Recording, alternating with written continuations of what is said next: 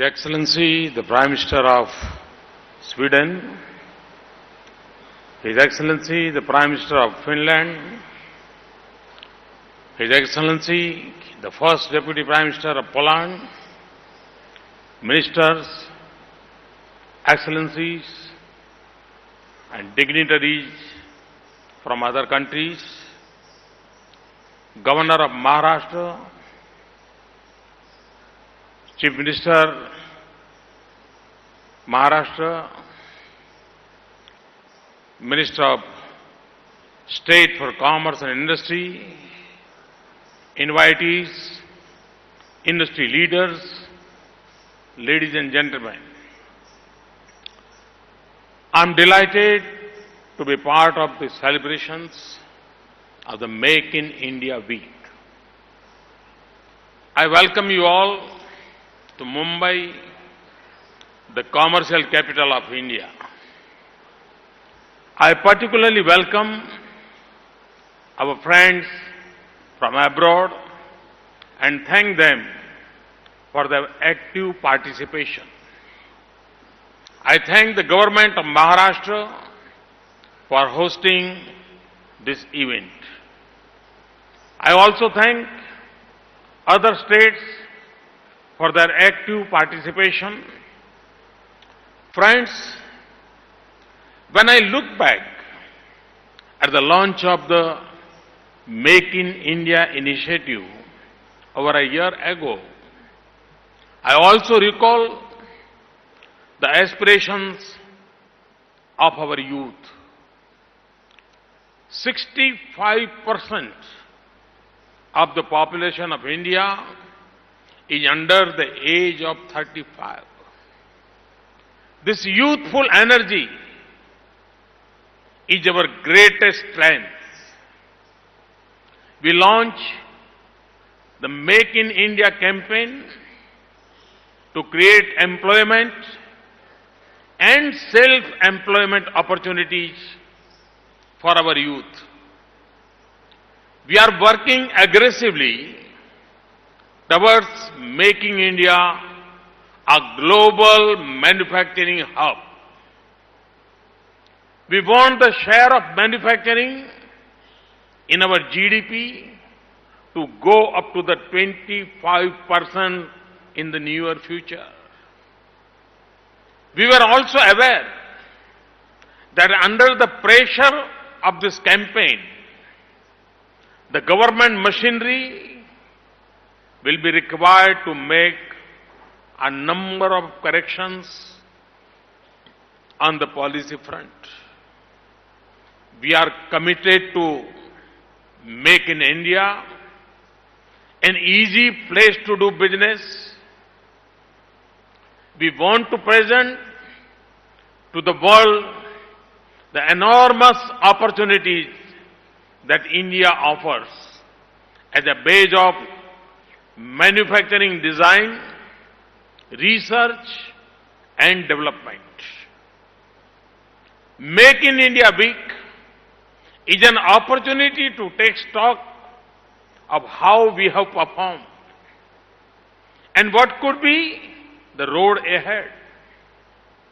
This event will showcase different aspects of the progress that we have made. This is the biggest multi-sectoral event and exhibition ever held in India.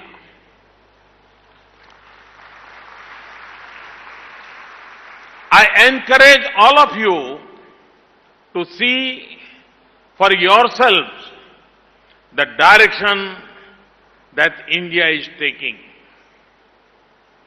Let me take this opportunity to share my thoughts. In a year's time, Make in India has become the biggest brand that India have ever created.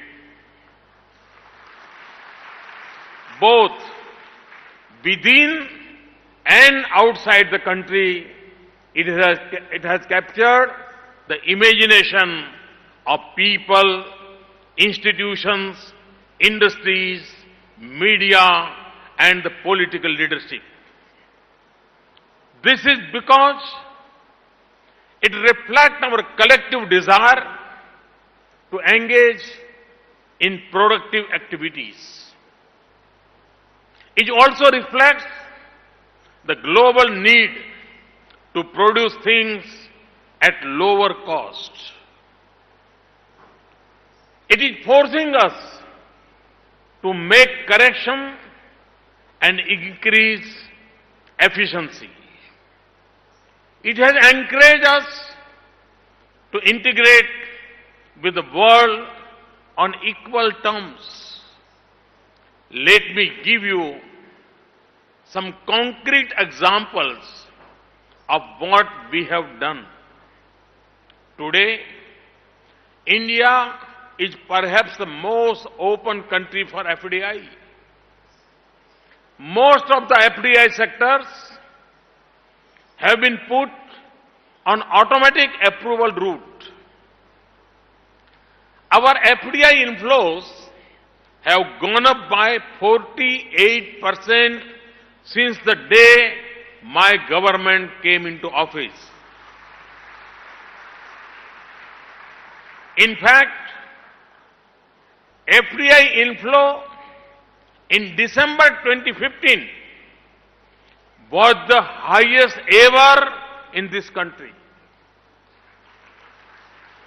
This is at a time when global FDI has fallen substantially.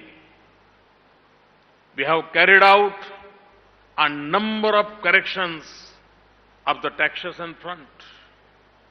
We have said that we will not resort to retrospective taxation. And I repeat this commitment once and again. We are also swiftly working towards making our tax regime transparent, stable, and predictable. We have laid all-round emphasis on ease of doing business. In the manufacturing sector, we have taken decisive steps to simplify process and rationalize provisions. This includes licensing, cross-border trade, security, and environmental clearances. We have announced attractive schemes in several sectors, including electronics and textiles. We have made substantial policy corrections in the defense sector. From licensing to offset regime and export regime, we have given what the defense industry was looking for. Smooth and transparent allocation of natural resources is another example. The advantages from these are twofold. On one hand, the production of such resources has gone up. On the other hand, the transparent regime that we have established provides a level playing field among users and stakeholders. This year, we will record the highest ever coal production. Also, 2015 was the year where India's highest ever generation of electricity was recorded. On the issue of safety of properties and rights, we have already enacted a law for fast-tracking of arbitration proceedings. We are establishing a dedicated commercial courts and commercial divisions in high courts. The formation of the Company Law Tribunal is at the final stage. Soon, we shall be putting in place an effective IPR policy and patent regime. We hope to pass the bankruptcy law which has been tabled in Parliament. Hence, on the front of policy and procedure, we have made our systems cleaner, simpler, proactive, and business-friendly. I believe in minimum government and maximum governance. Therefore, almost on a daily basis, we are trying to remove the bottlenecks that were affecting investments and growth.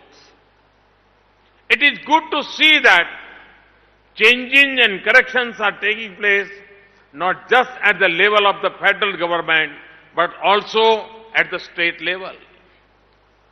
States are now in healthy competition to provide ease of doing business and infrastructure linkages.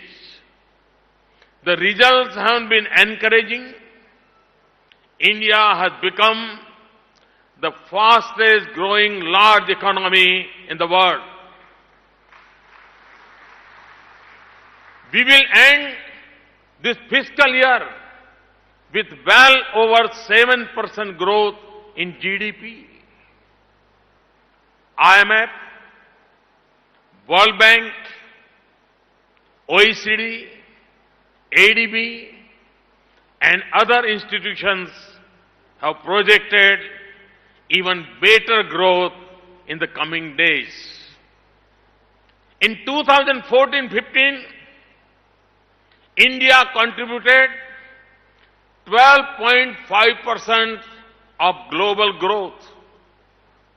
Its contribution to global growth is 68% higher than its share of the world economy. Let me also mention some other indicators. India has constantly been ranked as the most attractive investment destination by several global agencies and institutions. We have jumped 12 ranks in the latest global ranking by the World Bank on ease of doing business. India has improved its unaided ranking of investment attractiveness from 15th to 9th. India has jumped 16 places on the World Economic Forum's Global Competitive Index. Moody's has upgraded the rating of India as positive. The momentum of the Make in India campaign has given us confidence. It motivates us to make our policies and processes easier and friendlier. With this background, I invite and encourage you to make in India your workplace and also your home. Friends, we are particularly keen to scale up investments in next generation infrastructure. This includes roads, ports, railways, airports, telecom, digital networks, and clean energy. We are also investing in our social, industrial, and agricultural infrastructure to give better income and quality of life to our people. So far, it was our implementation capacity that was the biggest bottleneck. We have speeded up processes. The result is faster turnaround of projects, India's highest ever kilometers of new highway contract awarded. Similarly, the increase in railway capital expenditure was the highest this year. Thus, whether it is a physical or social infrastructure, we are executing it much more efficiently than ever before. Another bottleneck was financing. To enhance financing, we are trying to innovative ways. We are opening up our greenfield and brownfield projects for public-private partnership. With strong fiscal discipline and by plugging leakages, we are trying to provide more resources for infrastructure. We have also set up the National Investment and Infrastructure Fund. We have come up with a mechanism of tax-free infrastructure bonds for projects in rail, road and irrigation sectors.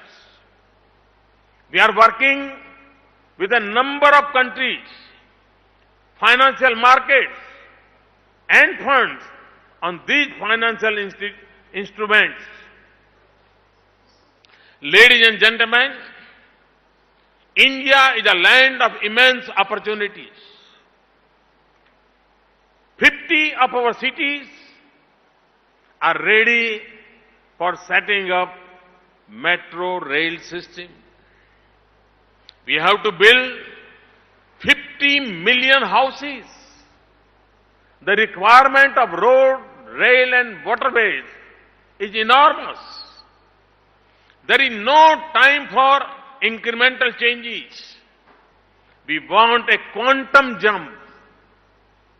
We have also decided to do this in a cleaner and greener way.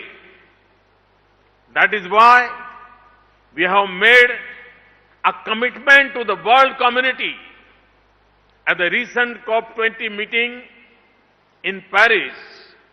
Hence, we are going for renewable energy in a big way, 175 gigawatts.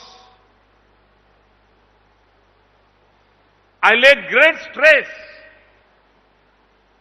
on zero defect and zero effect manufacturing. We place high emphasis on energy efficiency, water recycling, waste to energy, clean India, and river cleaning. These initiatives are directed at improving quality of life in cities and villages. These initiatives provide you additional avenues for investment in technologies, services, and human resources. Friends, India is blessed with 3 Ds. These are democracy, demography, and demand. To this, we have added the fourth D, that is deregulation.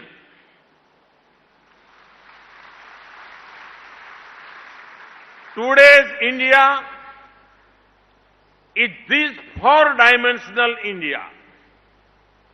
Our judicial systems are independent and time-tested. You will not find all these elements in any other country in the world. With these strengths, India offers you a solid platform to test and launch your making and designing capabilities. In addition, our maritime location makes it easy to market products in several other continents.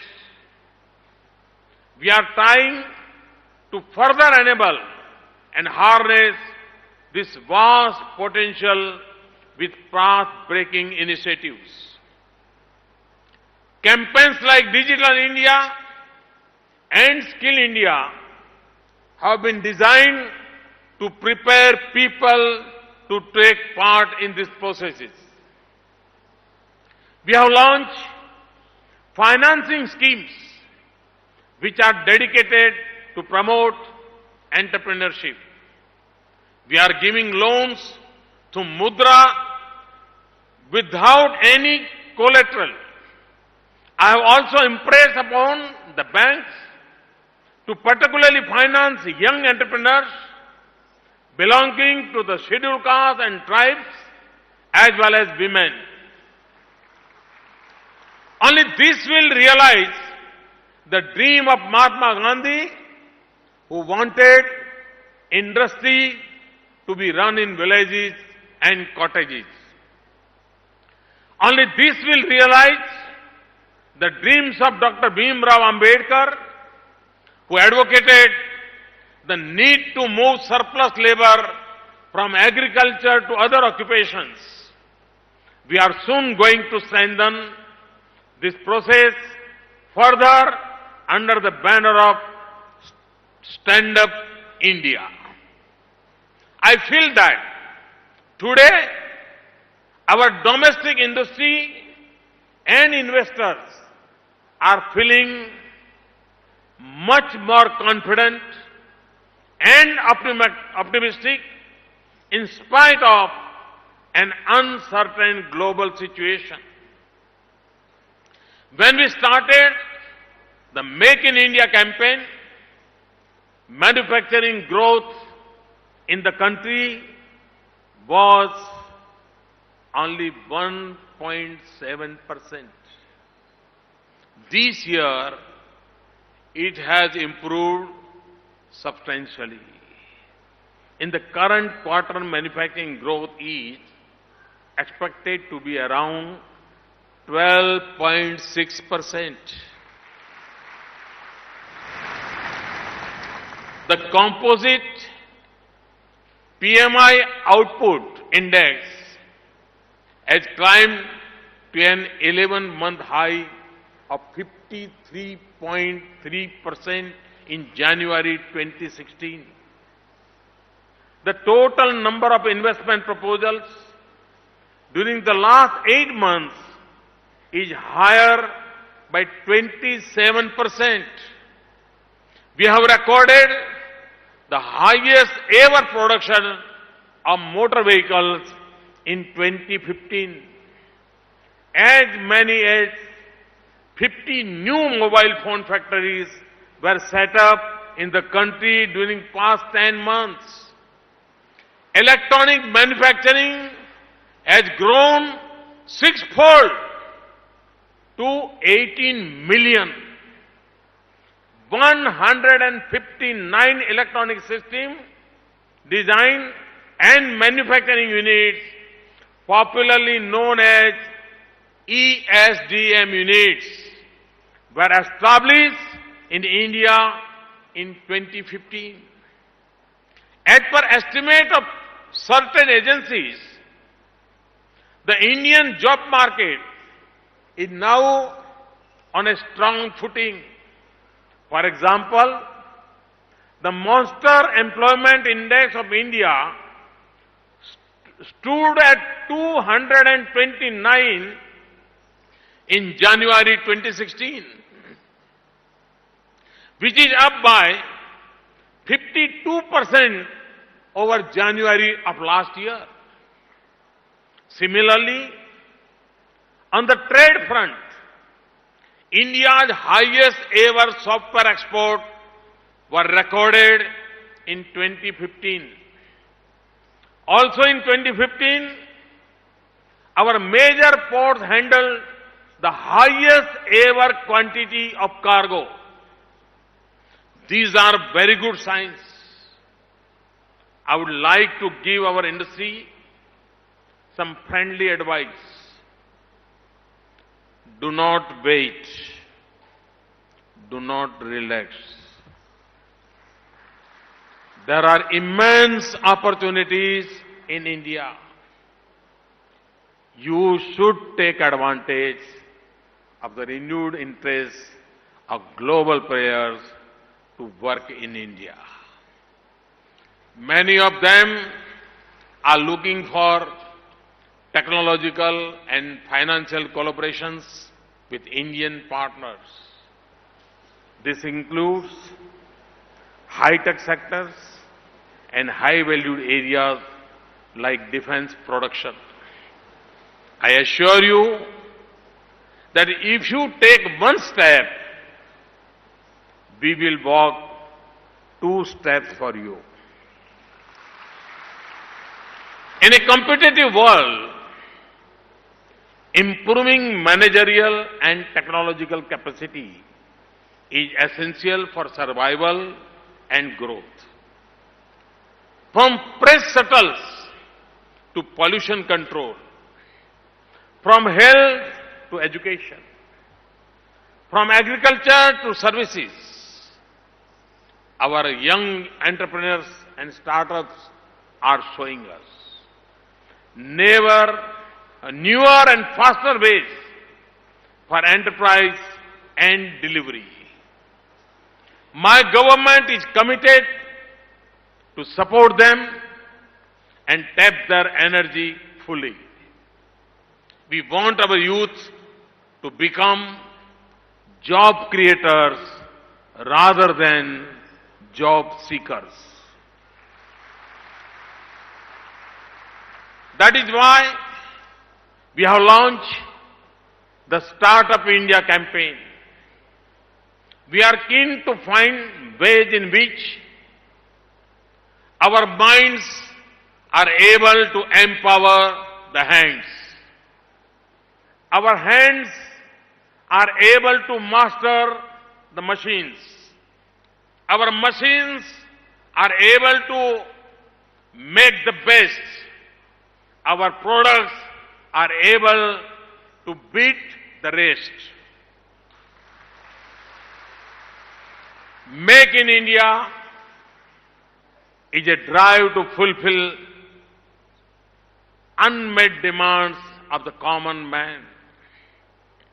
It is also an effort to engage and empower unemployed.